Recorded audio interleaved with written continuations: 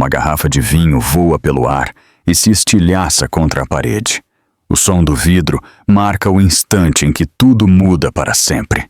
Um homem bêbado, cheio de poder e de raiva, acredita que pode controlar a mulher à sua frente mais uma vez.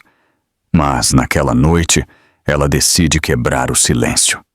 O que parecia uma história de medo se transforma em uma jornada de coragem, redenção e a força da família. Das sombras de São Paulo à luz de Granada, ela aprende que o perdão e o verdadeiro amor nascem da coragem. Em São Paulo, todos diziam que Isabel Veiga e Alexandre Costa eram o casal perfeito. As pessoas do bairro da Muca os viam passear aos domingos pela beira do rio Tietê.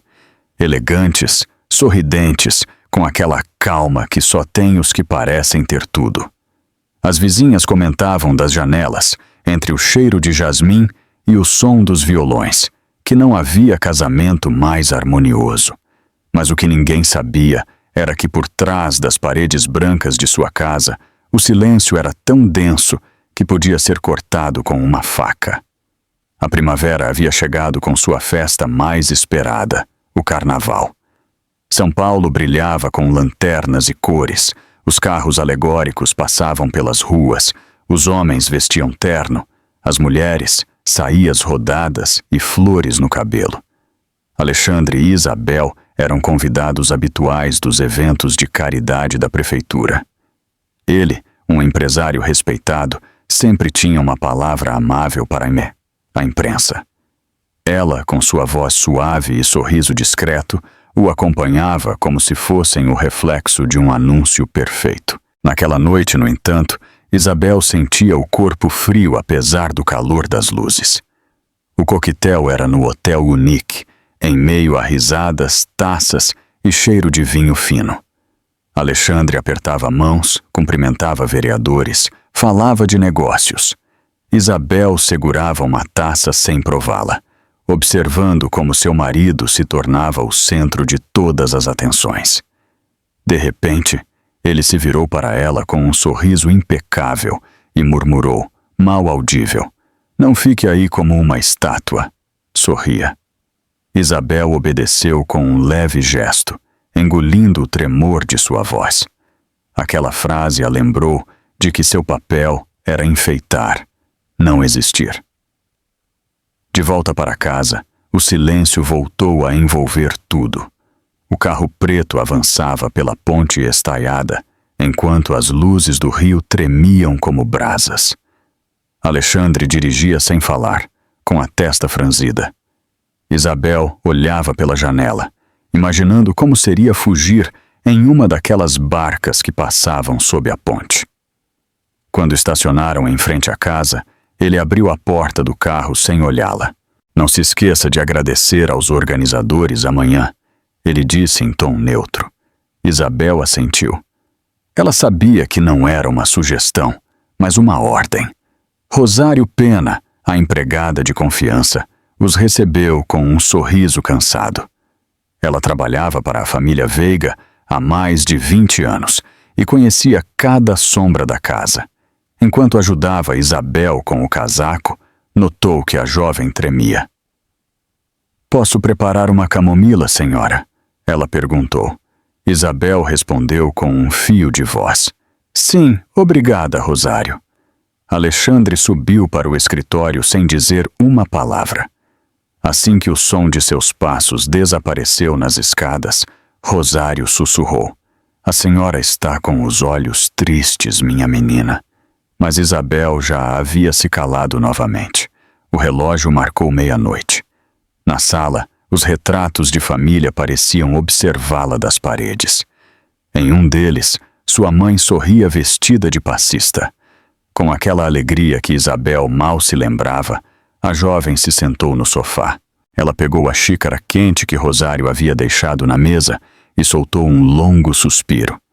A televisão continuava ligada, sem volume. Imagens do carnaval mostravam pessoas dançando, rindo, brindando. Isabel pensou que talvez, em outra vida, ela também teria rido assim. De repente, ela ouviu passos firmes descendo as escadas. Alexandre apareceu na porta da sala, afrouxando a gravata. Ainda acordada? Ele perguntou. Ela tentou sorrir. Não consegui dormir. Ele serviu um pouco de uísque, apoiou-se na lareira e a observou em silêncio. Você estava distraída hoje, Isabel. Mal falou com alguém. Ela baixou o olhar. Eu sinto muito. Não estava me sentindo bem. Alexandre deu um passo à frente. Não estava se sentindo bem ou não queria estar lá comigo. A voz dele saiu suave, perigosa. Isabel respirou fundo. Não é isso. Ele levantou a mão, não para batê-la, mas para interromper sua resposta. Chega, não quero desculpas. Então ele colocou o copo na mesa com um baque seco e subiu sem olhar para trás. Rosário apareceu alguns minutos depois. Está tudo bem? Isabel assentiu, tentando sorrir. Sim, ele só está cansado. Rosário quis dizer algo, mas se conteve. Ela sabia que, naquela casa, o silêncio era uma forma de sobrevivência. Quando Isabel ficou sozinha, ela caminhou até a janela. A rua estava tranquila. Apenas o eco de um violão na distância era audível. Ela pensou em sua irmã, Lúcia, em Granada, com sua vida livre, sua clínica de psicologia, sua risada fácil. Ela se perguntou em que momento tinha parado de ser assim. Em que momento o amor havia se tornado medo. A xícara em suas mãos ainda estava morna. Ela a deixou na lareira, ao lado do buquê de flores murchas que Alexandre havia lhe dado uma semana antes. No espelho da sala, seu reflexo a observou com uma mistura de compaixão e perplexidade. Ela não reconhecia a mulher que via.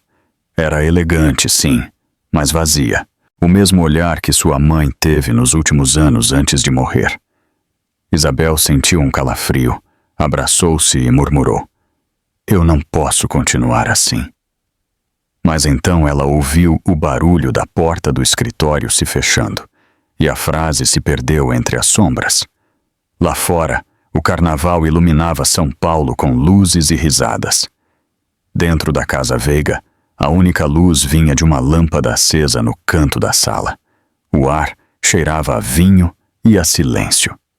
Isabel subiu as escadas devagar, com passos tão leves que mal eram ouvidos.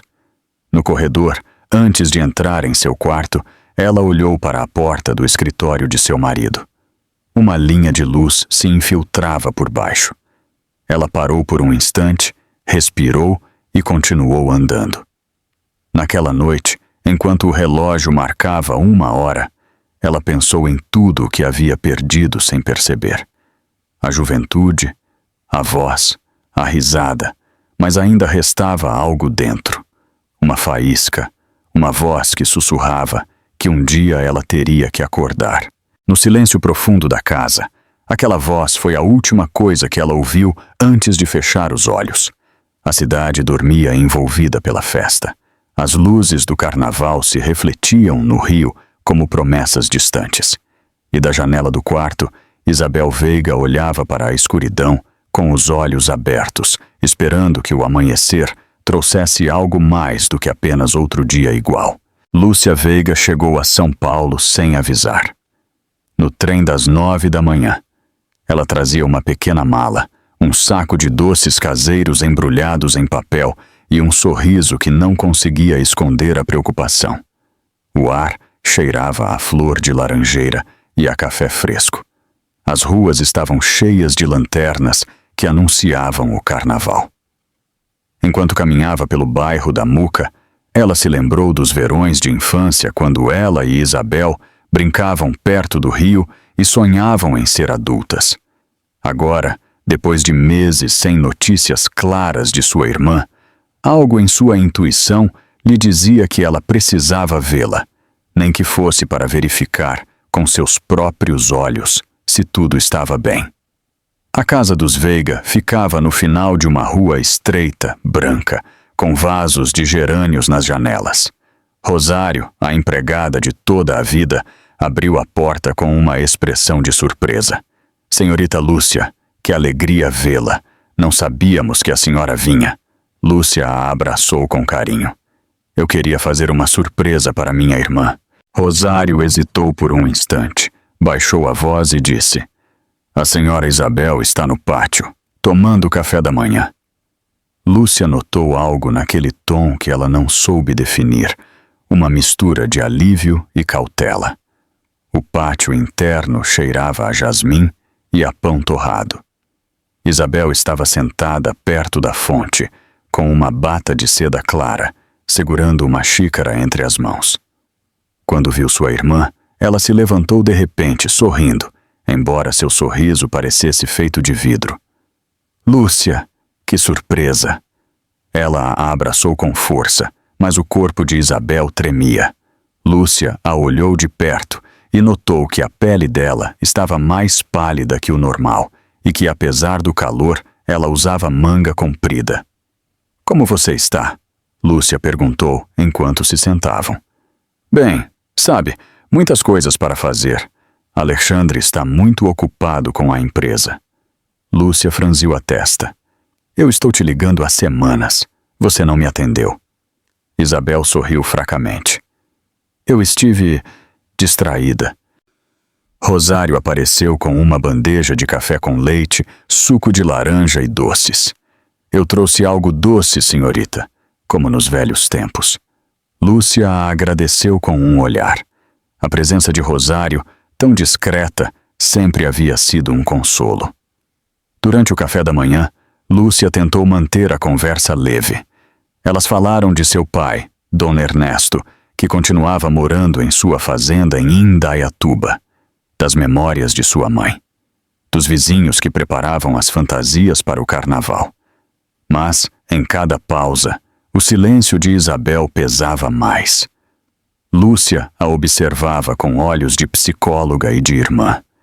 Havia algo em seus movimentos, uma rigidez ao mover os braços, um olhar que evitava os reflexos.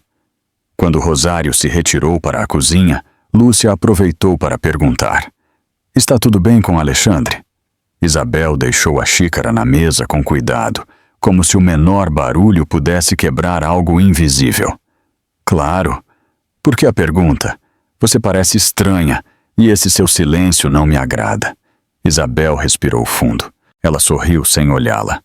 Estou apenas cansada. Lúcia insistiu. Cansada ou assustada? Isabel levantou o olhar. Seus olhos se umedeceram, mas ela desviou o olhar imediatamente. Nesse momento, uma gargalhada distante foi ouvida, vinda da rua. Era o som alegre da cidade em festa, mas dentro do pátio, o ambiente se tornou tenso.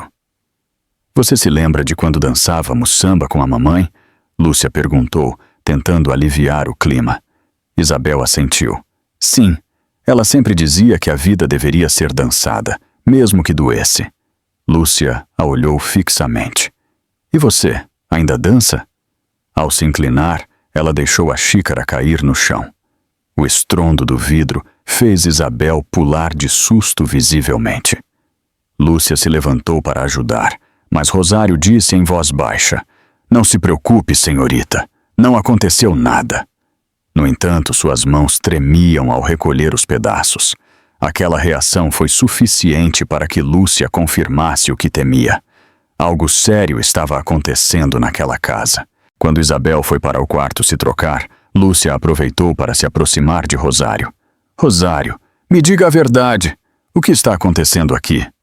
A mulher baixou o olhar, apertou as mãos e respondeu. Não é meu lugar, senhorita. Eu só direi uma coisa.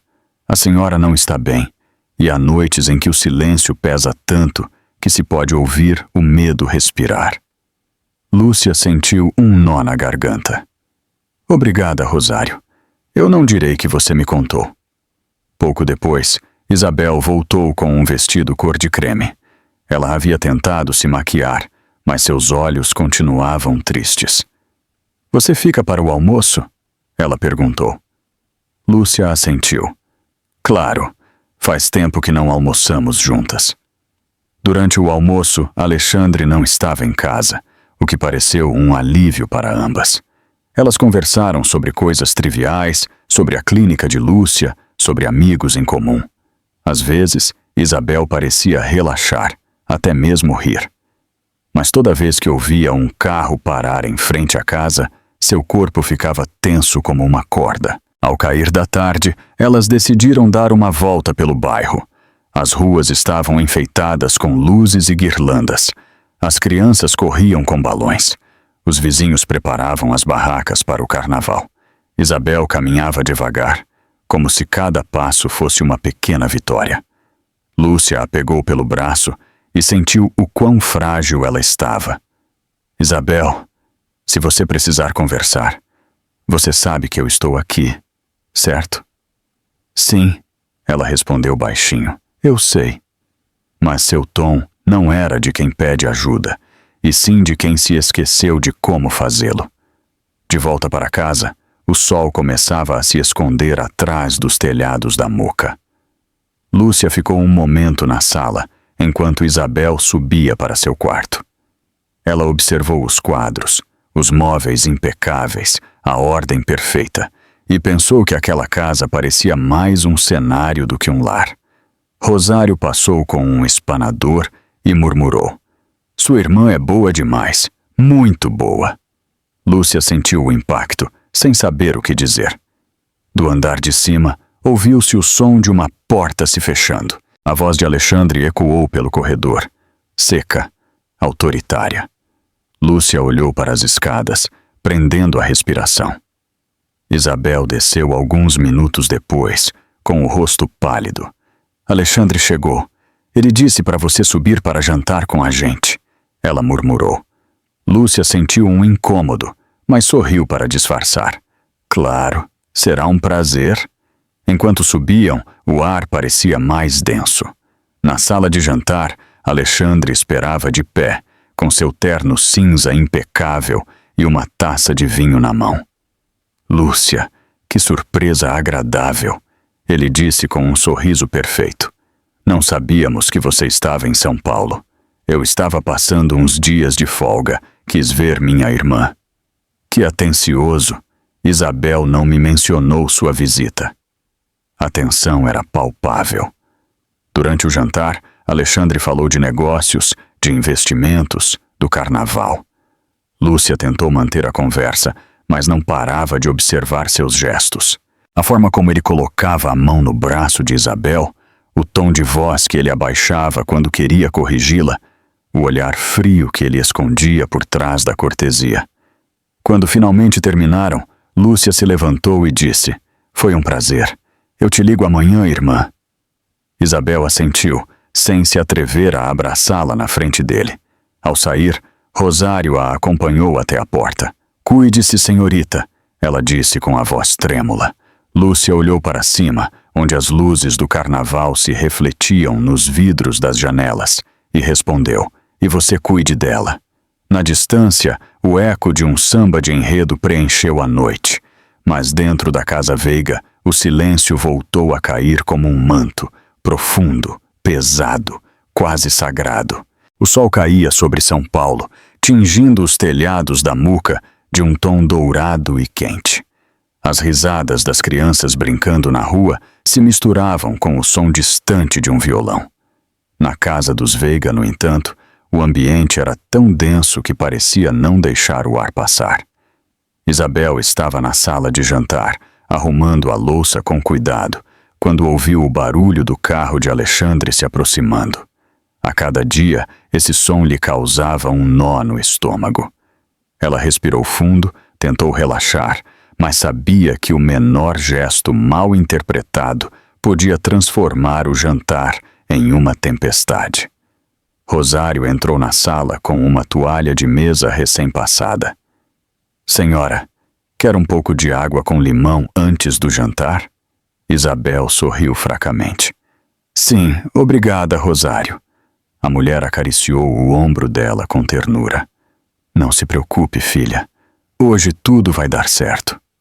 Isabel assentiu, embora no fundo ela soubesse que aquela frase era mais um desejo do que uma certeza. Alexandre entrou na sala com seu terno escuro, seu perfume forte, o olhar impaciente. "Está tudo pronto?" Ele perguntou. Sim, querido, está tudo preparado. Perfeito. Esta noite jantaremos cedo. Eu tenho ligações importantes. O tom dele era cortante, sem deixar espaço para conversa. Durante o jantar, a luz do pôr do sol se filtrava pelos vidros, iluminando a toalha de mesa branca e as taças limpas.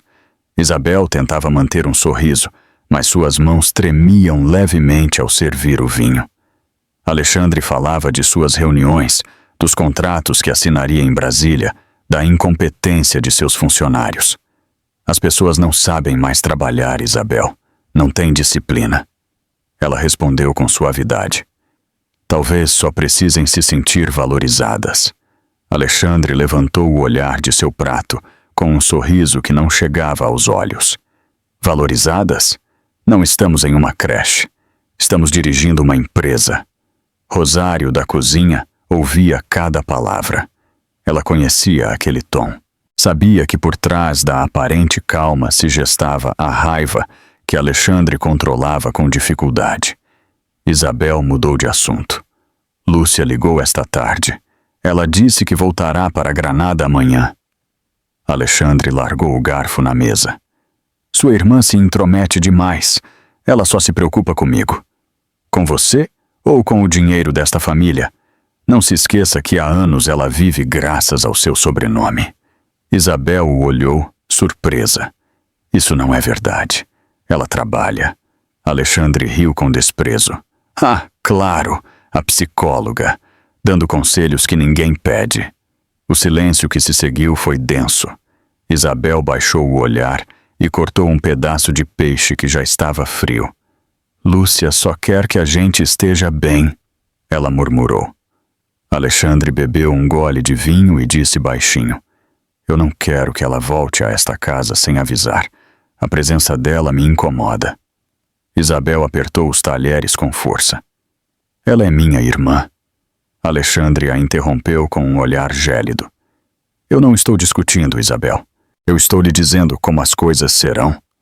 Rosário entrou naquele momento para servir a salada, tentando dissolver a tensão com um sorriso. Desejam mais vinho? Alexandre assentiu. Sim, e traga uma taça nova. Esta tem uma mancha. Isabel observou como seu marido se servia de mais vinho e sentiu uma leve tontura. Nos últimos meses, tudo girava em torno do controle. Desde como ela devia se vestir até com quem ela podia conversar. Aquela casa, antes cheia de risadas, tinha se tornado um lugar onde cada palavra precisava ser medida. Enquanto Rosário tirava os pratos, Alexandre comentou sem olhá-la. Eu estive pensando que você poderia deixar suas aulas de pintura. Não faz sentido continuar gastando tempo com isso. Isabel engoliu em seco. É a única coisa que me ajuda a me distrair. Exatamente por isso, ele respondeu. As distrações são perigosas. A conversa ficou suspensa. Isabel olhou para a garrafa de vinho na mesa e sentiu um calafrio. Lá fora, as primeiras luzes do carnaval começaram a acender, refletindo nos vidros da sala de jantar. O contraste entre a alegria exterior e a opressão interna era quase cruel. Talvez a gente possa ir um dia para a festa, ela se atreveu a dizer com a voz tímida. Alexandre a olhou como se ela tivesse proposto uma loucura. Para nos misturarmos com essa gente suada e barulhenta? Não, obrigado. Eu prefiro a tranquilidade. Rosário voltou para a cozinha com os pratos sujos, fechando a porta com cuidado para não fazer barulho. No silêncio da sala de jantar, Alexandre se levantou e andou ao redor da mesa. Isabel sentiu o impulso de dizer algo, qualquer coisa que quebrasse aquela distância, mas não encontrou palavras. Ele parou atrás dela, apoiou as mãos no encosto de sua cadeira. Isabel, ultimamente eu a noto distraída, como se sua mente estivesse em outro lugar. Eu não gosto disso. Eu estou bem, ela murmurou, apenas cansada. Alexandre inclinou a cabeça. Sua voz se tornou mais baixa. Eu espero que sim, porque eu não tolero a desobediência na minha própria casa. O relógio bateu 9 horas. Rosário, na cozinha, ouviu o baque suave de um copo caindo. Não foi um acidente. Ela soube imediatamente pelo tom de silêncio que se seguiu. Alexandre tinha jogado sua taça de vinho no chão. O líquido se espalhou sobre o mármore como uma mancha escura. "Olhe o que você faz", ele disse, jogando a culpa nela. Isabel se agachou para limpar. "Não toque nisso", ele ordenou, e ela ficou imóvel. "Eu farei." Mas ele não o fez. Ele se virou, pegou outra garrafa e serviu mais para si mesmo. "Você não entende, Isabel. Você não entende o quão difícil é manter tudo sob controle enquanto você simplesmente existe." Isabel se levantou devagar. Seu coração batia rápido. "Alexandre, eu não quero discutir." "Então não discuta. Apenas escute." O tom era tão baixo que doía mais que um grito. "Eu não quero ver você duvidar na minha frente. Eu não quero mais visitas da sua irmã. Eu não quero que ninguém interfira em nossa vida. Ficou claro?" Isabel assentiu, mal movendo a cabeça. "Ficou claro." Alexandre respirou fundo, pegou a garrafa e a deixou com brusquidão na mesa. "Bem, fico feliz que você entenda."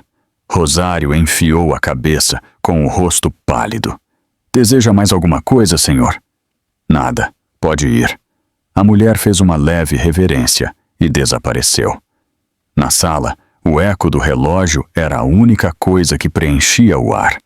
Isabel pegou um guardanapo, secou a mancha de vinho e, por um instante, pensou em Lúcia, em suas palavras, na forma como ela tinha lhe dito: "Se você precisar de ajuda, procure-me." Quando Alexandre subiu para o escritório, Isabel ficou sozinha na sala de jantar. Lá fora, os fogos de artifício do carnaval iluminavam o céu. Na toalha de mesa, restavam rastros do vinho derramado, pequenos fios vermelhos que pareciam ferir a brancura do tecido. Ela se aproximou da janela e olhou para as luzes refletidas no rio. Ela pensou na vida que levava, na que sonhou em ter, na que ainda poderia ter, se tivesse coragem. Ela subiu para seu quarto em silêncio, tirando os sapatos para não fazer barulho. No corredor, ela ouviu a voz de Alexandre falando ao telefone, autoritária, cortante. Ao passar em frente ao espelho, ela se olhou por um momento. Seu rosto parecia o de outra mulher, uma sombra que vivia entre a obediência e o medo. Naquele reflexo, o vinho derramado ainda a perseguia, como um aviso. Ela fechou os olhos e, em seu interior, uma ideia começou a germinar. Algo tinha que mudar. Ela não sabia como, nem quando, mas aquele pensamento foi o suficiente para que, pela primeira vez em muito tempo, ela se permitisse sentir esperança.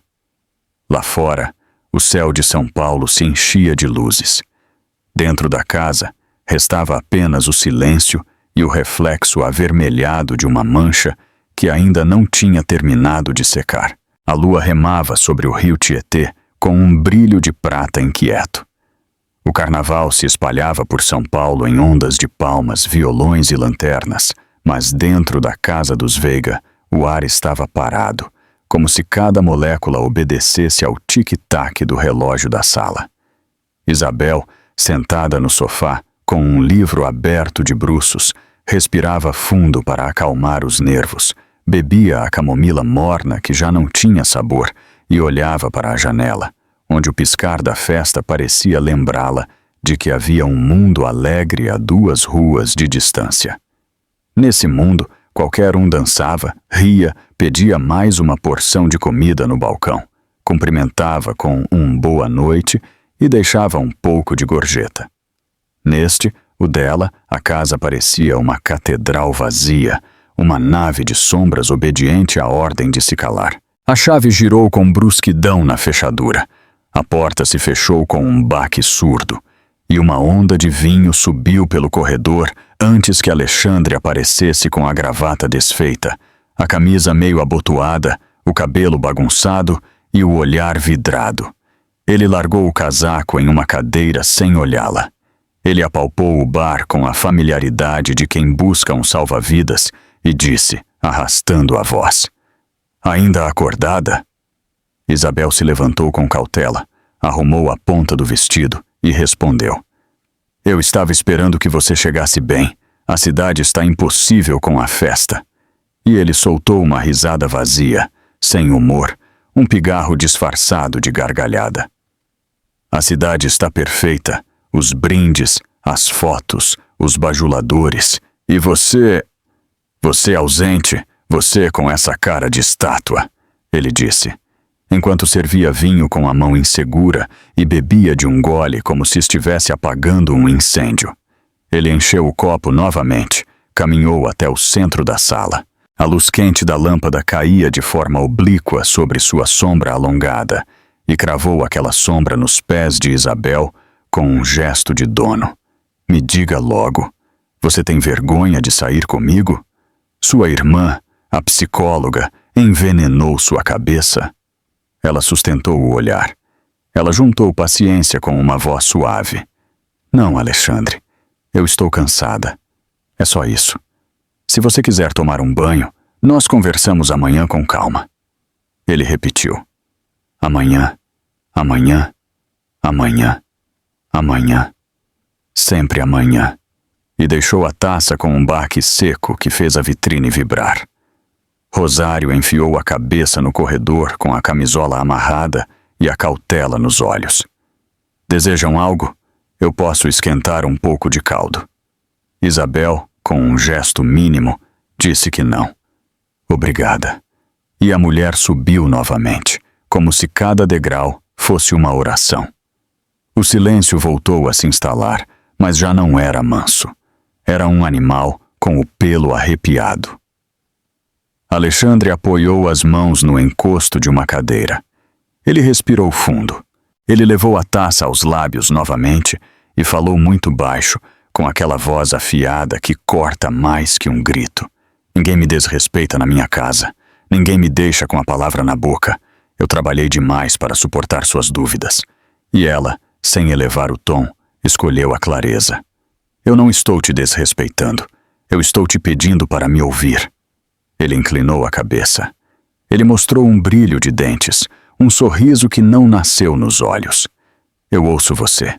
Você diz nada. Você se cala. Você se esconde. Eu olho para você e sinto que você não está mais aqui." E ele apontou para a janela, o brilho distante, a música que subia como espuma. "Lá eles dançam. Lá eles gritam. Lá eles se beijam. Aqui você fica com cara de mármore." Isabel aspirou pelo nariz, contou até 3, procurou um canto de paz. "Nós poderíamos passear amanhã pelo bairro, tomar um café, cumprimentar os vizinhos." E ele murmurou: "Vizinhos", com nojo. Ele deixou a taça. Ele pegou a garrafa pelo gargalo. Ele a segurou como se fosse um argumento. "Sua irmã ligou hoje?" ele perguntou. E antes que ela respondesse, ele acrescentou: "Não minta para mim. Ela não ligou." Isabel respondeu com firmeza: "E se ela ligasse, seria para saber se estamos bem." "Estamos bem?" Alexandre repetiu com ironia. E a ironia se transformou em fúria contida. "Eu olho para você e não reconheço a mulher que era minha", ele disse.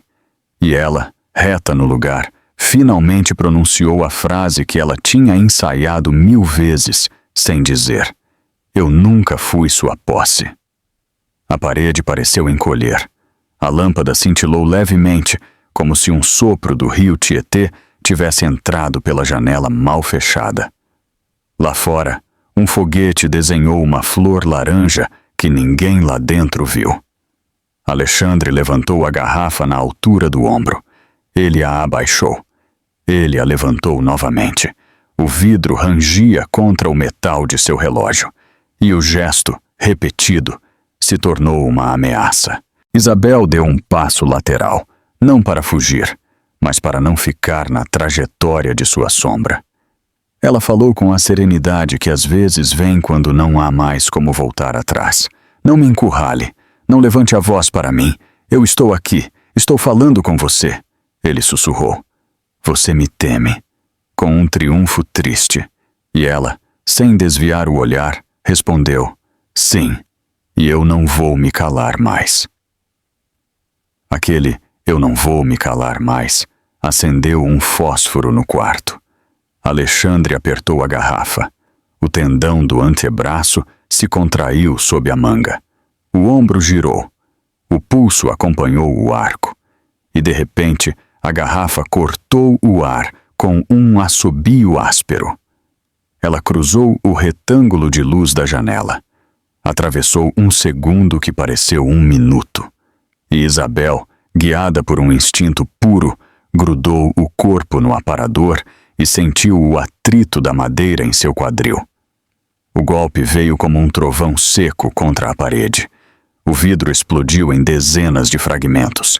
A chuva de vidro saltou sobre o tapete e o rodapé, e o vinho tinto, violento, se espalhou na parede branca e começou a escorrer em rios grossos. Não houve sangue, mas a parede sangrou vinho e o cheiro, adocicado e azedo, encheu a sala como um tapa. A vitrine vibrou. As taças tilintaram. O relógio não se abalou. Rosário desceu 2 degraus com os olhos arregalados.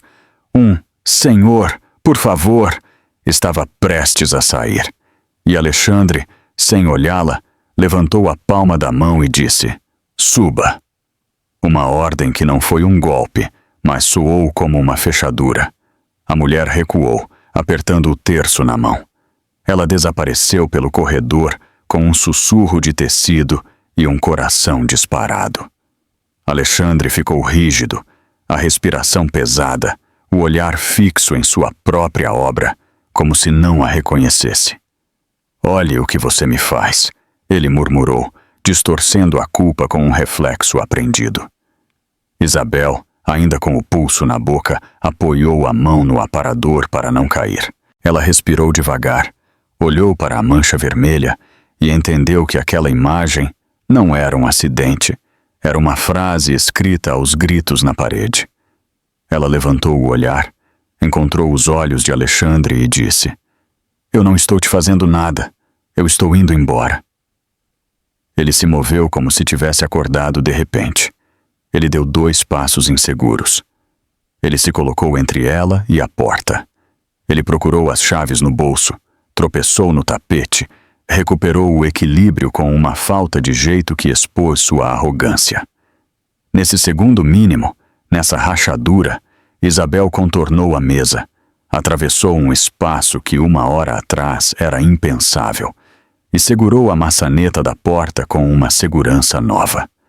Alexandre estendeu o braço, mas chegou tarde para seu próprio gesto, e a decisão de Isabel já estava tomada, antes do clique da fechadura. A rua a recebeu com um ar frio e limpo, cheiro de flor de laranjeira e carvão de barraca, relinchos de cavalo, risadas que subiam das barracas como pequenas marés. As pernas dela tremiam, sim, mas não se dobraram. Ela desceu o 1º degrau, depois o 2º, e cada passo removeu uma camada de medo de sua pele, como se a noite, com seu barulho de festa, estivesse lavando-a. Ao cruzar o portal, ela fechou a porta sem bater e ouviu a respiração irregular de Alexandre atrás, feita de restos de palavras. Ela não se virou. Não havia mais nada para ver. A avenida da Muca fervilhava de gente. As lanternas desenhavam sombras redondas no paralelepípedo. Um bar soltou um ritmo de samba e um vamos que a empurrou para a frente. Ela caminhou depressa, virou a esquina, procurou a ponte com a certeza de quem a atravessou 1000 vezes para voltar para casa, e agora a cruzava pela primeira vez para sair dela. Ela parou no meio do arco, apoiou as mãos na grade, olhou para a água negra cheia de reflexos. Eu ainda estou viva, ela pensou, e esse pensamento aqueceu seu peito como um gole de café. O rádio de um carro próximo soltou uma canção antiga, um refrão que falava sobre não se calar por medo e sobre dançar mesmo que doa. Ela sorriu sem perceber, limpou a umidade das bochechas com as costas da mão e retomou o passo. Lá dentro, Rosário recolhia com um pano grosso os pedaços grandes de vidro, em silêncio, para não provocar outra ordem. E cada estalo sob o pano era uma ladainha. A parede chorava seu degradê de vermelho. A taça continuava de pé na mesa com um círculo perfeito. E Alexandre, sentado na beira do sofá com a testa nas mãos, procurava dentro de si uma frase que o desculpasse, uma coluna para se apoiar, e não encontrava nada além de um vazio. O relógio continuou a marcar os segundos com sua crueldade de metrônomo, e o carnaval, através da janela, continuou a brilhar, sem pedir permissão. Isabel desceu em direção à margem, viu um táxi com o motor ligado. O motorista, um homem mais velho com jaqueta escura, levantou o olhar e disse: "Boa noite, senhora." Ela respondeu com um fio de voz firme: "Boa noite." E soube que a noite tinha mudado para sempre. Ela pensou em Lúcia, na clínica de Granada, no café com leite da manhã, no costume de deixar algumas moedas no pires, na promessa de ligar sem esperar mais. Ela enfiou a mão na bolsa, sentiu o celular, respirou fundo e, sem olhar para trás, continuou caminhando, deixando que a cidade cantasse sua própria música, enquanto ela, finalmente, encontrava a sua. "Basta!" ela disse a si mesma em silêncio. "Basta!" E aquela palavra, limpa como um vidro recém-lavado, abriu-lhe um corredor de luz na escuridão. O amanhecer chegou com um brilho pálido. As luzes de São Paulo se apagavam uma a uma, enquanto o táxi cruzava a estrada que se abria entre os laranjais. Isabel apoiava a cabeça contra a janela. O vidro frio acalmava a febre do coração dela. O motorista, um homem mais velho com bigode branco e voz tranquila, não fazia muitas perguntas. Ele apenas murmurava de vez em quando sobre o tempo ou sobre o trânsito na rodovia. "Hoje vai ser um dia quente", ele disse enquanto virava o volante, e ela respondeu com um simples sim, sem desviar o olhar do horizonte. A cidade ficava para trás. Cada quilômetro era uma camada de silêncio que a envolvia. E nesse silêncio, o medo começava a se transformar lentamente em algo diferente, em um princípio de alívio. O carro avançava entre colinas e campos, cobertos de orvalho. Isabel respirou fundo, sentiu o cheiro de terra molhada, e de repente um pensamento a atingiu como uma pontada. Alexandre acordaria e não a encontraria. O que ele faria? Ele a procuraria? Ele ligaria? Ele tentaria se desculpar? Ela sacudiu a cabeça, como quem espanta um pesadelo. "Não pense mais nisso", ela disse a si mesma, em voz baixa. Sua voz soou estranha, como se pertencesse a outra pessoa. O motorista a olhou pelo retrovisor e perguntou: "A senhora está bem?" Isabel sorriu de leve. "Sim, obrigada." Ele assentiu, sem insistir. Era um homem acostumado com os silêncios alheios. O sol começava a se erguer sobre a planície quando o táxi parou em um posto de gasolina perto de Campinas. O motorista propôs tomar um café. Isabel aceitou. Eles saíram do carro e o ar fresco da manhã a atingiu com um tremor inesperado. Eles entraram no pequeno café do posto, onde o aroma de café fresco se misturava com o som do rádio que transmitia notícias locais. Isabel pediu um café com leite e uma torrada com azeite, um sabor que a lembrou de sua infância. O garçom lhe desejou um bom dia com um "vai para a festa?" e ela respondeu com um sorriso triste: "Não, eu vou mais longe." Enquanto mexia o café, o telefone em sua bolsa vibrou. A tela mostrava um nome que ela conhecia muito bem: Alexandre. Ela olhou para ele por alguns segundos. O coração dela deu um salto, mas ela não atendeu. Ela deixou o toque soar até parar. Então, o telefone vibrou novamente. E de novo, até que finalmente ela o desligou completamente. O silêncio que se seguiu foi quase físico, como uma parede entre ela e seu passado. O motorista voltou com sua xícara de café. "Tudo bem?" Ele perguntou com um tom amável. Isabel assentiu e disse: "Sim, agora sim." Eles voltaram para o carro. O sol se filtrava pelo para-brisa, dourando os campos de girassóis que apareciam na beira da estrada. Isabel apoiou a cabeça no encosto e fechou os olhos. Em sua mente, as imagens da noite anterior se misturavam com memórias distantes. O som da garrafa se quebrando, o cheiro de vinho, a voz de sua mãe dizendo que nenhum amor deveria doer tanto. Quando ela abriu os olhos, as montanhas da Serra da Mantiqueira começavam a se desenhar ao longe, majestosas e serenas. Ao chegar a Poços de Caldas, o trânsito estava tranquilo. A cidade, ainda meio adormecida, despertava entre campanários e pátios com buganvílias.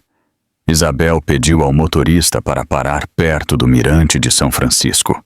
Ela pagou a corrida e deu uma gorjeta generosa. "Obrigada por tudo", ela disse. O homem lhe sorriu com bondade. "Cuide-se, senhora. Poços de Caldas sempre recebe bem quem vem para recomeçar." Isabel o viu se afastar e sentiu que aquelas palavras eram uma bênção. Ela caminhou devagar pelas ruas de paralelepípedo do centro, com uma pequena bolsa e o casaco dobrado no braço. Cada esquina cheirava a jasmim e a pão fresco. As varandas se enchiam de vasos de plantas e os vizinhos a cumprimentavam com cortesia. Tudo lhe parecia mais lento, mais humano, como se a cidade inteira respirasse com calma. Ela chegou ao café onde sua irmã Lúcia costumava trabalhar em alguns dias. Ela parou em frente à porta, mas não entrou imediatamente. A dúvida a paralisou por alguns segundos. E se ela não me entender? E se ela me julgar? Mas o som das xícaras e as risadas lá dentro a encorajaram. Ela empurrou a porta com um leve tremor na mão. Lúcia estava atrás do balcão, servindo um café com espuma artística. Ela demorou alguns segundos para reconhecê-la. Quando o fez, os olhos dela se arregalaram. "Isabel", ela disse, quase sem voz. Isabel sorriu com um esforço visível. "Olá, irmã." Lúcia largou tudo e correu para abraçá-la. Foi um abraço longo, apertado, daqueles que quebram o peso do silêncio. "Eu sabia que algo não estava certo", Lúcia sussurrou. "Eu vi você diferente da última vez." Isabel respirou fundo, mal contendo as lágrimas. "Você estava certa. Eu fui embora na noite passada. Eu não aguentava mais." Lúcia a segurou pelos ombros e a olhou com ternura, mas também com orgulho. "Você fez a coisa certa. Você não está mais sozinha. Você me ouve?" Isabel assentiu. "Eu me sinto vazia e, ao mesmo tempo, livre, como se eu tivesse saído de uma prisão invisível." Lúcia pegou a mão dela. "Isso se chama renascer, e Poços de Caldas é boa para isso." Elas se sentaram perto da janela do café, onde o sol da manhã pintava manchas douradas na mesa. Isabel bebeu um gole de água e suspirou. "Eu tenho medo do que virá", ela confessou. Lúcia sorriu. "O medo é normal, mas desta vez você não terá que enfrentá-lo sozinha. Você vai ficar comigo o tempo que precisar. Amanhã nós falaremos com um advogado e depois iremos para o campo do papai. Um ar fresco fará bem a você." Isabel a olhou emocionada. "Obrigada, Lúcia. Eu não sei o que teria sido de mim sem você." "Não diga isso. O importante é que você está aqui." Lá fora, os sinos da igreja soaram, anunciando o meio-dia. Isabel se permitiu um sorriso, o primeiro verdadeiro em muito tempo. Ela olhou pela janela o ir e vir das pessoas, as flores nas varandas, as crianças correndo atrás de uma bola. Pela primeira vez em anos, ela não sentiu pressa, nem obrigação, nem medo. Apenas o pulso tranquilo de uma nova vida que começava. Lúcia se levantou para atender alguns clientes, e Isabel a observou, sentindo em seu peito uma mistura de gratidão e melancolia. Ela fechou os olhos por alguns segundos, deixou que o murmúrio do café a envolvesse e compreendeu que sua história não havia terminado naquela noite em São Paulo. Ela estava apenas começando a ser escrita. A noite do vidro quebrado tinha sido apenas o fim do confinamento, o amanhecer em Poços de Caldas, o primeiro passo para a liberdade. O ar de Poços de Caldas amanhecia fresco, com aquele cheiro de terra e alecrim que anuncia a chegada de um novo dia. Isabel acordou no quarto de hóspedes do pequeno apartamento de Lúcia. As cortinas se mexiam suavemente e a luz do sol filtrava seus primeiros tons dourados. Por alguns segundos, ela não se lembrou onde estava, e o silêncio limpo da manhã a desorientou. Depois, tudo voltou. A estrada, a garrafa, a fuga, o táxi. Ela fechou os olhos e respirou fundo, tentando não ser arrastada pelo peso da memória. Da cozinha, vinha o som familiar de uma cafeteira e a voz de Lúcia cantarolando uma canção.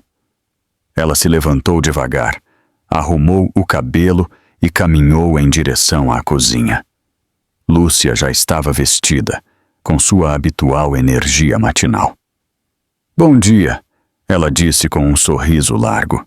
Isabel respondeu com um tom mais baixo. "Bom dia." Na mesa havia pão torrado, geleia e uma jarra de café fresco. "Eu não dormi muito", Isabel confessou enquanto se sentava. Lúcia lhe serviu uma xícara. "É normal. Seu corpo ainda está em alerta, mas você está segura aqui." Isabel a olhou, grata, com uma mistura de cansaço e alívio. Durante o café da manhã, elas falaram pouco. O som das colheres batendo nas xícaras preenchia os espaços. Lúcia comentou que tinha marcado uma consulta com um advogado de confiança, alguém discreto que poderia orientá-la sobre os passos legais. Isabel assentiu, sem responder. A ideia de ter que enfrentar Alexandre em um tribunal lhe causava um calafrio. "Você não tem que fazer isso sozinha", Lúcia insistiu. "Eu estarei com você, e Rosário também. Você não está sozinha, Isa." Aquelas palavras a tocaram mais do que ela esperava. Ela sentiu que algo dentro dela, uma voz pequena e quebrada, começava a se curar. No meio da manhã, as duas saíram para caminhar pelas ruas de paralelepípedo do centro. O sol se refletia nas fachadas brancas e o ar estava cheio de vida. Isabel observava as crianças que corriam atrás de uma bola, os turistas que tiravam fotos, os idosos que conversavam nos bancos. Cada detalhe lhe parecia extraordinário. Ela havia se esquecido de como era se sentir parte do mundo. Lúcia propôs subir ao campo da família, nos arredores de Poços de Caldas, onde seu pai morava aposentado há anos. "O papai ficará feliz em te ver", ela disse. Isabel parou. O olhar dela se embaçou. "E se ele não entender o que eu fiz?" "O papai sempre entendeu mais do que dizia", Lúcia respondeu. Elas pegaram o carro de Lúcia e saíram da cidade.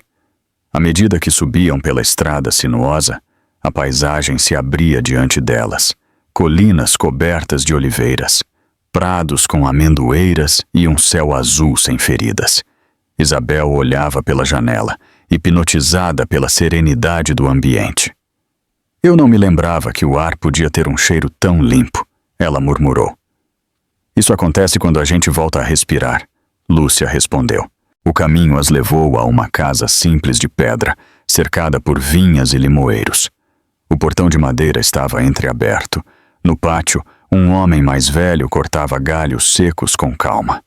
Quando ele levantou o olhar e viu suas filhas, ele sorriu com ternura. "Lúcia, Isabel." Isabel ficou parada por alguns segundos, contendo as lágrimas. Seu pai, Dom Ernesto, se aproximou com os braços abertos. "Filha, quanto tempo sem te ver." Ela se jogou em seus braços. Era um abraço forte, caloroso, com cheiro de sabão e campo. Me perdoe por não ter vindo antes, ela disse em meio aos soluços.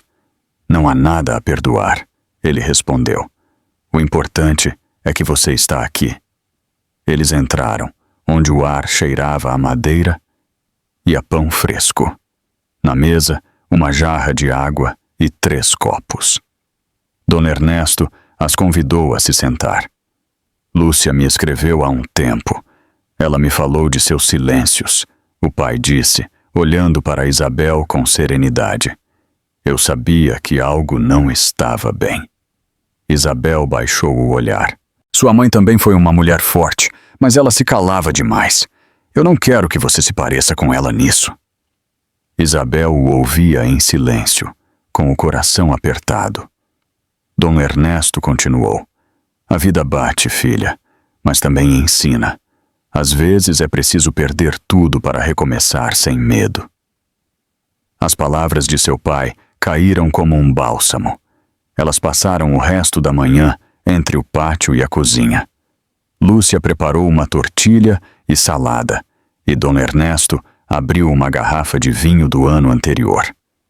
Isabel, pela primeira vez em muito tempo, comeu sem sentir o nó no estômago. Ela ouvia seu pai falar sobre as colheitas, sobre os vizinhos, sobre os invernos rigorosos, e sentiu uma paz que havia se esquecido. Pela janela aberta entrava o som das cigarras e o cheiro de alecrim. Quando terminaram de comer, saíram para o jardim. O sol deslizava entre as folhas das oliveiras. Dom Ernesto acendeu seu velho cachimbo e se sentou sob a parreira. Isabel se sentou ao lado dele. Eles ficaram um tempo em silêncio, olhando para o horizonte. Pai, ela disse finalmente, eu tenho medo do que vem. Alexandre não ficará quieto. Ele a tocou devagar. Eu sei, mas o medo é apenas um sinal de que você está viva. Ele não se vence fugindo, ele se vence caminhando. Você já deu o primeiro passo. Lúcia as observava da janela, com um sorriso discreto. Era a primeira vez em muito tempo que ela via sua irmã respirar sem culpa. Quando a tarde caiu, Isabel se aproximou da pequena horta e arrancou um galho de lavanda. Ela o esfregou entre os dedos, aspirou seu aroma e sorriu. Mamãe adorava esse cheiro, ela murmurou. Sim, disse Dom Ernesto de sua cadeira. E ela sempre dizia que a lavanda cura o que a alma não sabe nomear. O céu começou a se tingir de tons alaranjados. Isabel olhou para as montanhas, onde o sol se escondia lentamente. Ela sentiu que, finalmente, sua história não dependia mais do medo ou do perdão de ninguém. Era dela, inteira, com suas feridas e sua força.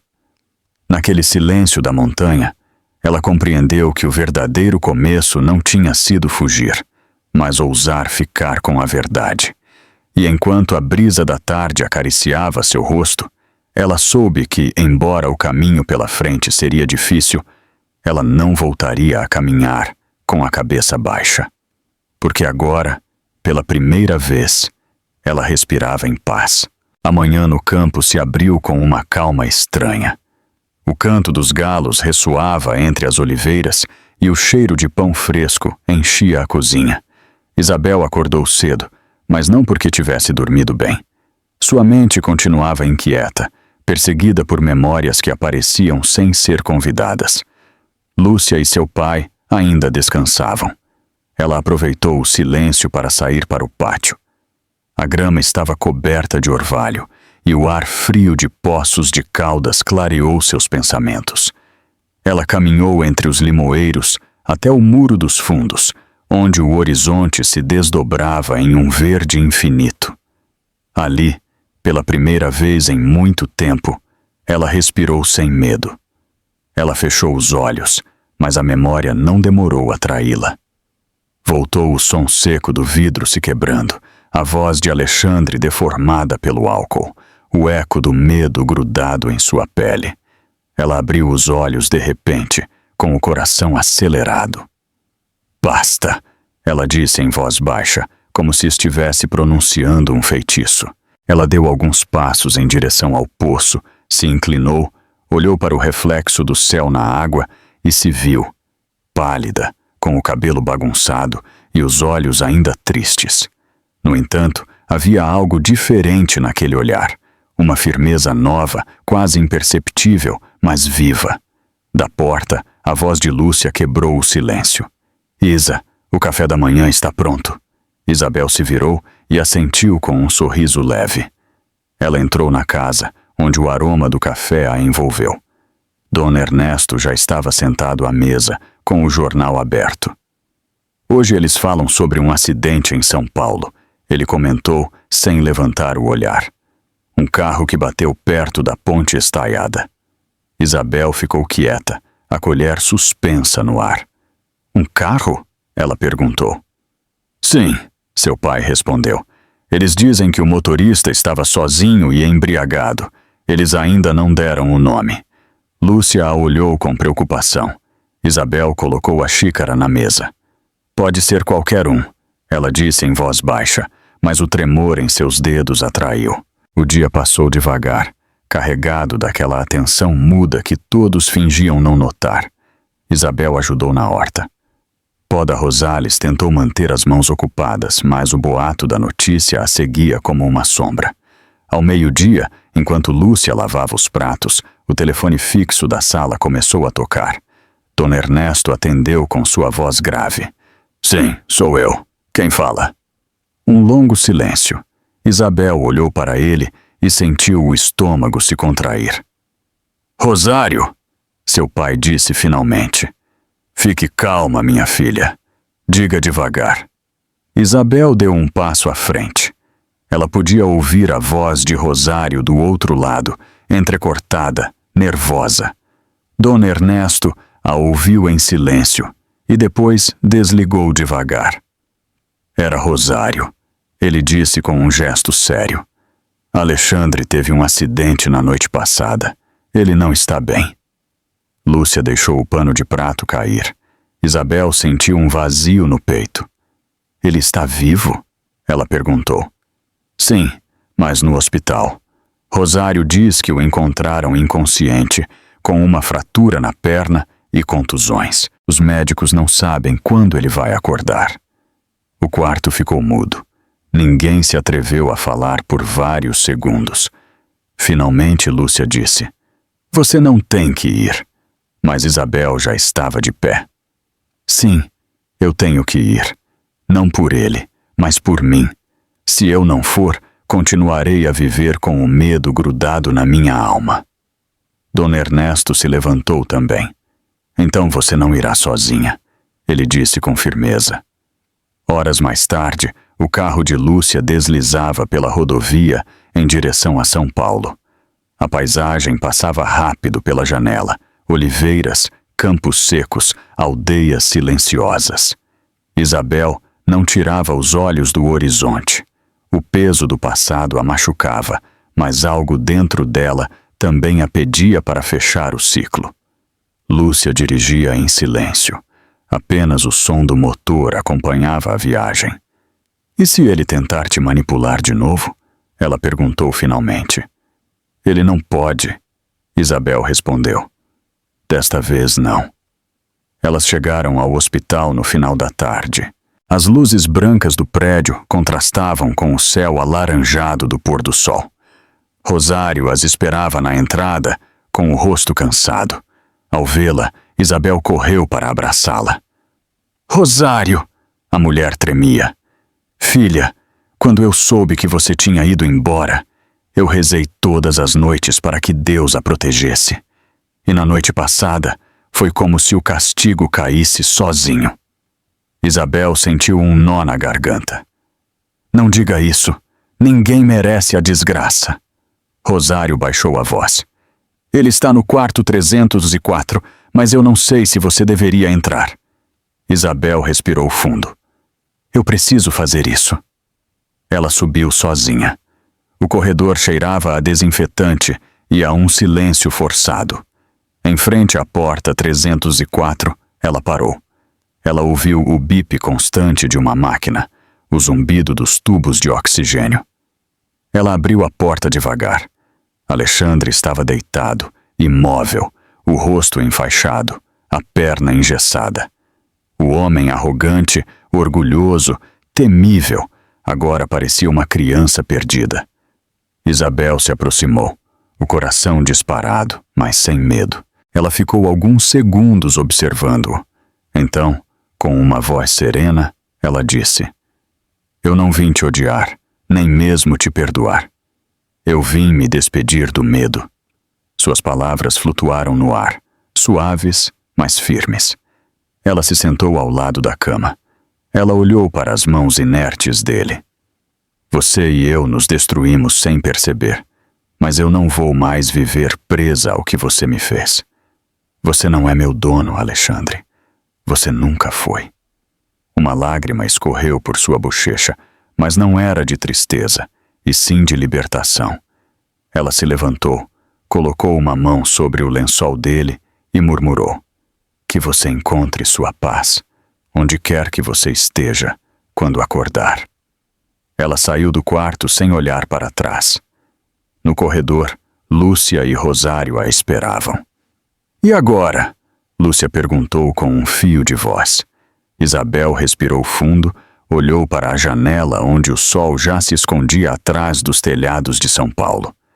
Agora minha vida começa, ela disse. Rosário a abraçou, os olhos cheios de alívio. De volta a Poços de Caldas, o silêncio do carro já não era opressor, mas leve. Isabel olhava para a estrada iluminada pela lua. As luzes iam ficando para trás, como se o passado se dissolvesse na distância.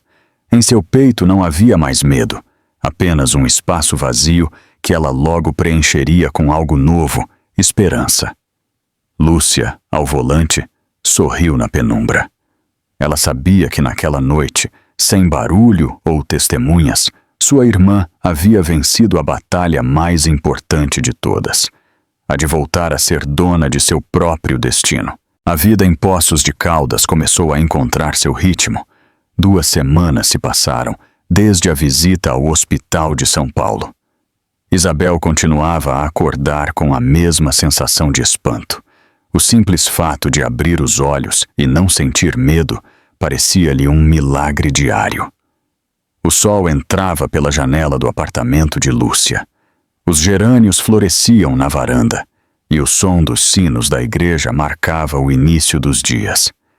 Todas as manhãs, Isabel acompanhava sua irmã ao café e a ajudava com os clientes. No início, ela fazia isso para se distrair, mas logo começou a gostar.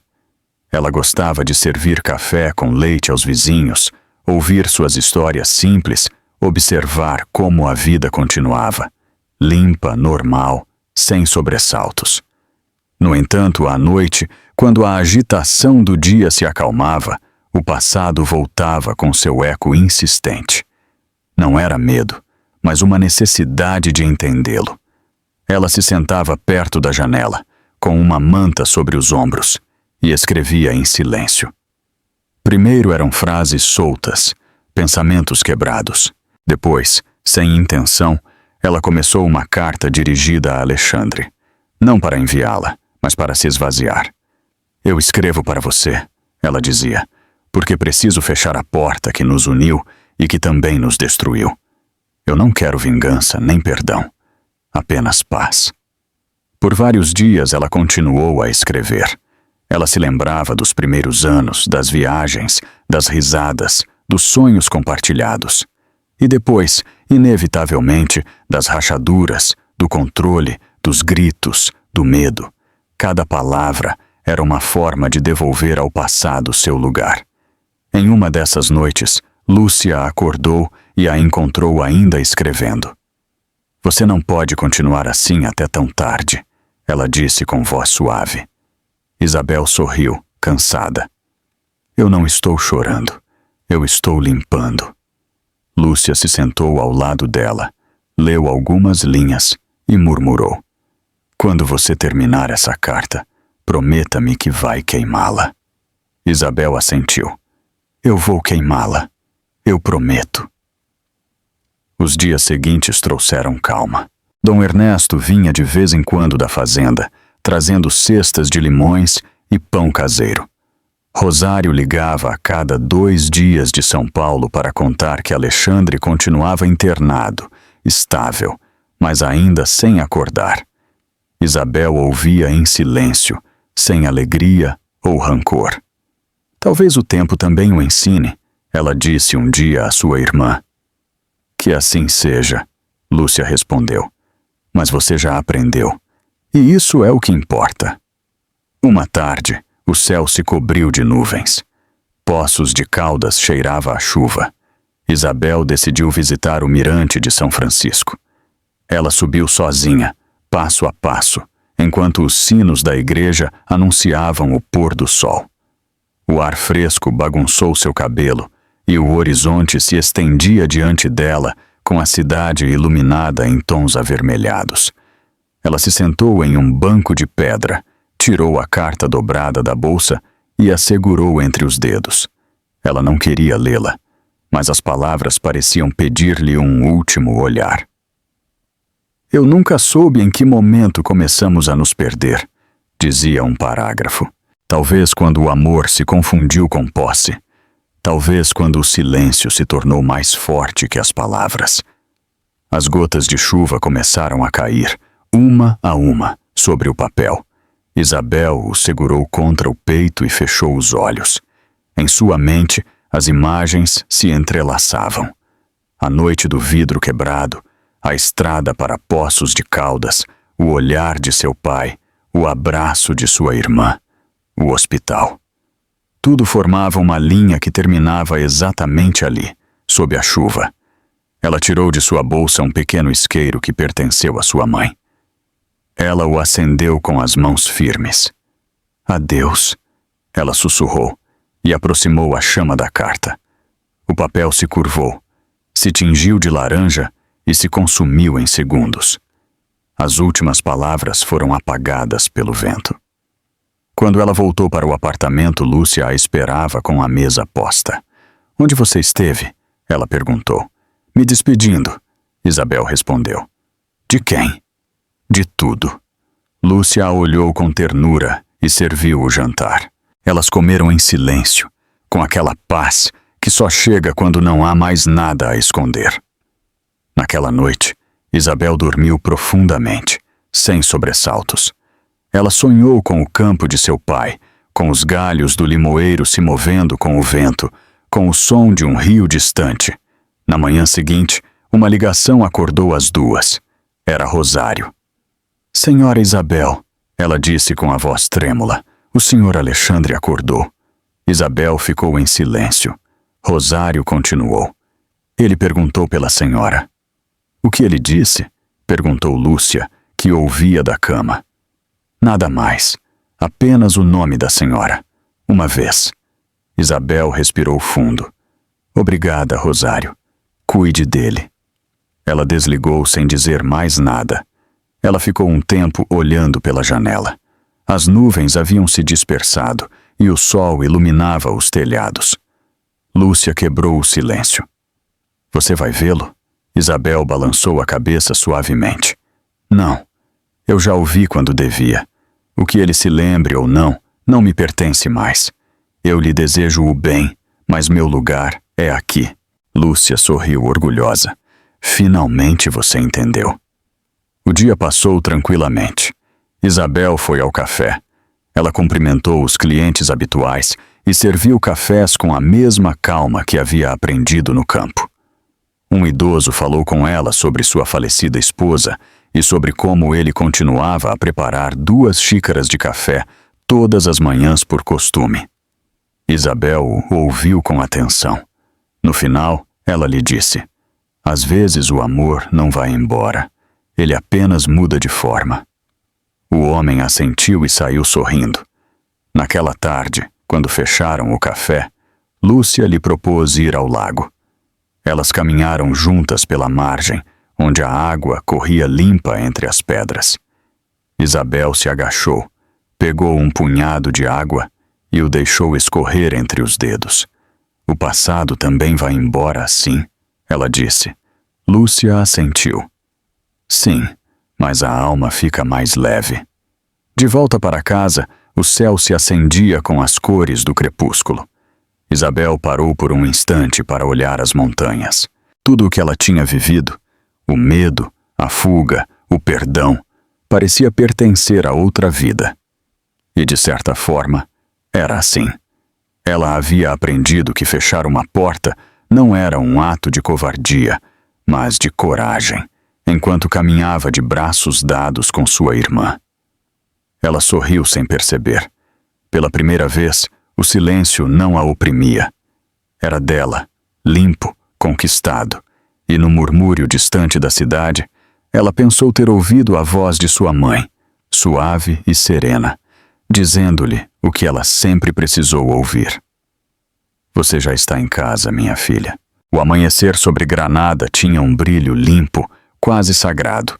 O céu se tingia de um azul pálido, e os primeiros sinos da igreja ressoavam suavemente, como um lembrete de que a vida, apesar de tudo, continuava seu curso.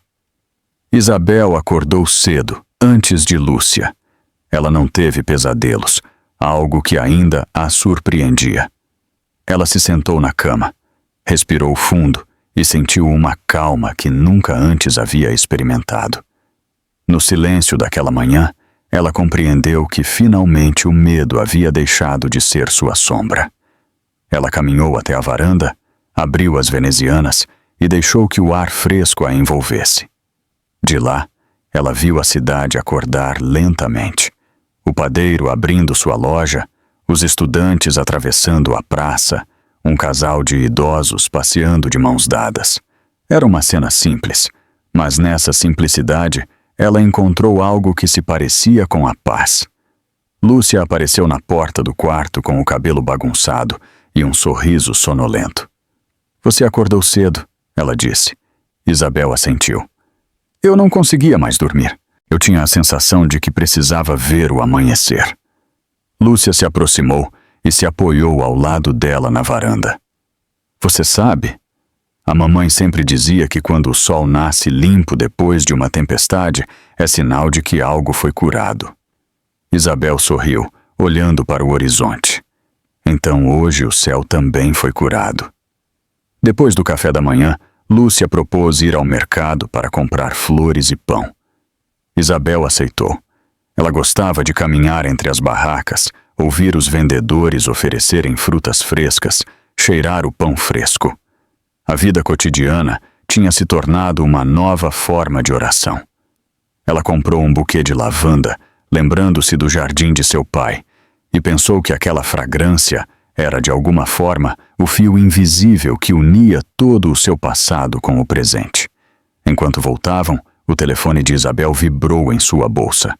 Era uma chamada desconhecida. Ela hesitou antes de atender.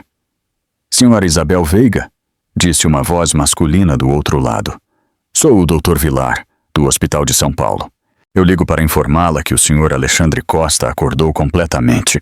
Ele queria saber se a senhora deseja falar com ele. Isabel sentiu um nó no estômago. Lúcia a observou em silêncio. Obrigada, doutor. Ela respondeu com calma. Não, eu não preciso falar com ele, mas agradeço que o senhor tenha me comunicado. Ela desligou o telefone e ficou quieta por alguns segundos, olhando para o buquê de lavanda em suas mãos. Ele acordou, ela disse finalmente. Lúcia a olhou com uma mistura de surpresa e cuidado. E o que você vai fazer? Isabel suspirou. Nada. Ele tem que viver com sua história, e eu com a minha. Naquela tarde, quando o sol se inclinava para as montanhas, Isabel decidiu visitar seu pai. Lúcia insistiu em acompanhá-la, mas ela preferiu ir sozinha. Ela pegou o carro e dirigiu devagar pela estrada que serpenteava entre os campos. A paisagem dourada pela luz do pôr do sol parecia uma pintura. Ao chegar, Dom Ernesto estava no pátio, cuidando de suas plantas. Eu sabia que você viria, ele disse com um sorriso tranquilo. Isabel o abraçou com força. Eu precisava te ver. E eu precisava te ouvir, ele respondeu. Eles se sentaram na varanda, enquanto o cheiro de alecrim e terra fresca os envolvia. Isabel contou a ele sobre a ligação do hospital, sobre como ela não sentiu nada além de serenidade. Dom Ernesto a ouviu sem interrompê-la, assentindo de vez em quando. Quando ela terminou, ele disse: "Filha, o perdão nem sempre é dado com palavras. Às vezes, ele é dado com distância, com silêncio. Nem tudo é curado voltando atrás." Isabel o olhou com os olhos brilhando. "Eu não sinto mais ódio", ela murmurou. "Apenas uma compaixão triste." "Isso é o que a torna livre", seu pai respondeu. "Alexandre não pode mais tocar em sua vida. O que aconteceu fica na memória, mas você escolheu não ficar presa a ela." A conversa foi se acalmando, substituída pelo som das cigarras. Dom Ernesto se levantou, foi até a cozinha e voltou com 2 copos de água fria. "Aos novos começos", ele brindou. Isabel sorriu e bateu seu copo com o dele. "Aos novos começos", ela repetiu. Ela olhou para o horizonte e pensou que, pela primeira vez, aquelas palavras não eram uma promessa vazia, mas uma verdade que ela já estava vivendo. Quando o sol começou a se pôr, ela decidiu voltar. Seu pai a acompanhou até o carro. "Não se esqueça de vir no domingo", ele disse com um gesto carinhoso. "Lúcia e eu vamos preparar paella." Isabel respondeu rindo. Eles se despediram com um abraço longo, silencioso, cheio daquela ternura que não precisa de explicação. Enquanto dirigia de volta, o céu se tingiu de tons rosados e violetas. Isabel baixou a janela, deixando que o ar quente da tarde acariciasse seu rosto. No rádio tocava uma canção suave, e por um instante ela sentiu que tudo se encaixava. A dor, a fuga, o perdão, a calma. Tudo fazia parte do mesmo caminho. Ao chegar a Poços de Caldas, as luzes da cidade começavam a se acender. Lúcia a esperava na varanda, com uma taça de vinho e 2 pratos servidos. "Eu sabia que você voltaria a tempo", ela disse, sorrindo. Isabel subiu as escadas, sentou-se na frente dela, e juntas elas brindaram.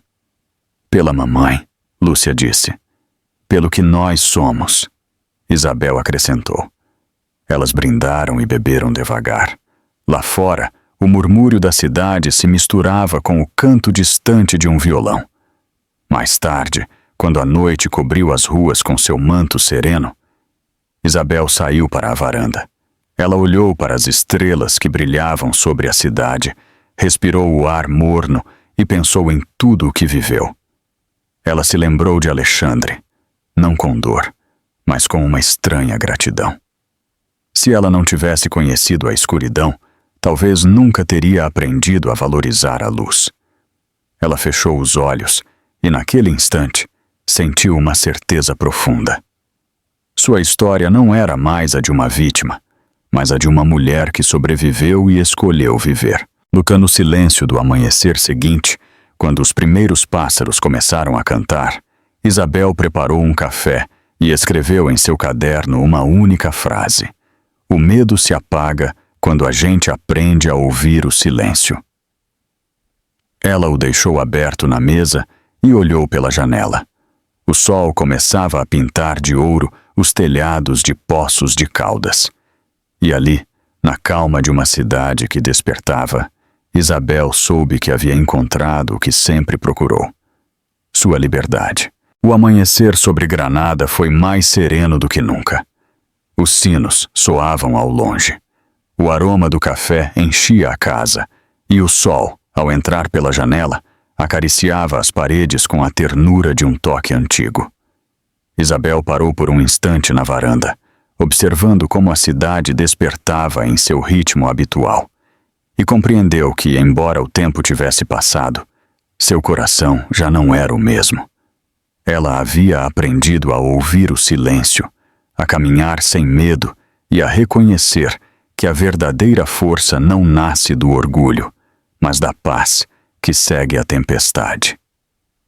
Esta história, tecida entre erros, perdas e redenções, nos lembra que até os caminhos mais sombrios podem nos levar à luz. Isabel não venceu com vingança ou com rancor, mas com a serenidade de quem ousa perdoar a si mesma. O perdão, às vezes tão difícil de pronunciar, é a chave que abre a porta da liberdade. E no calor de sua família, nos abraços de Lúcia, no olhar sábio de seu pai, Isabel encontrou o refúgio que sempre buscou. Não foi o amor romântico que a salvou, mas aquele outro amor mais profundo, silencioso, que nasce do laço familiar e da coragem de recomeçar. A vida, como as estações do interior de São Paulo, sempre encontra uma forma de renascer.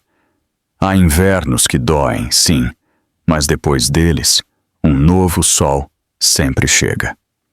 Às vezes, precisamos perder tudo para nos lembrarmos do que realmente importa: a paz interior, a companhia sincera, a coragem de olhar para trás sem afundar na tristeza. Isabel, como muitos de nós, descobriu que consertar o passado não significa apagar o que foi vivido, mas transformar a dor em aprendizado. Porque somente quem se atreve a enfrentar sua história pode escrever um futuro sem medo. E talvez essa seja a lição mais bonita que sua jornada nos deixa. A família nem sempre nos salva da dor, mas nos dá um lugar para curar as feridas. O amor nem sempre grita. Às vezes ele se expressa no simples gesto de compartilhar o pão, de ouvir em silêncio, de abrir a porta quando alguém volta cansado. Como uma vela acesa no meio da noite, um ato de bondade pode iluminar até as sombras mais densas. Hoje, enquanto o sol se põe sobre os telhados de Poços de Caldas, a história de Isabel nos convida a parar por um momento, a respirar, a olhar ao nosso redor. Talvez na calma de nossas próprias casas haja também um silêncio que espera ser compreendido. Talvez haja alguém a quem ainda possamos estender a mão, ou talvez sejamos nós mesmos que precisemos fazê-lo. Se esta história tocou seu coração, compartilhe-a, conte-a, faça dela sua. Porque em cada vida há uma batalha que merece ser contada e um amanhecer que espera, paciente, que alguém tenha a coragem de olhar para a luz. E assim, quando a noite voltar a cair, lembremos disto. Até a ferida mais profunda pode se tornar um ponto de entrada para a esperança. A luz que nos guia não se apaga, ela apenas aprende a brilhar de forma diferente. E enquanto houver um coração disposto a amar, a perdoar e a recomeçar, o mundo continuará a amanhecer de novo e de novo,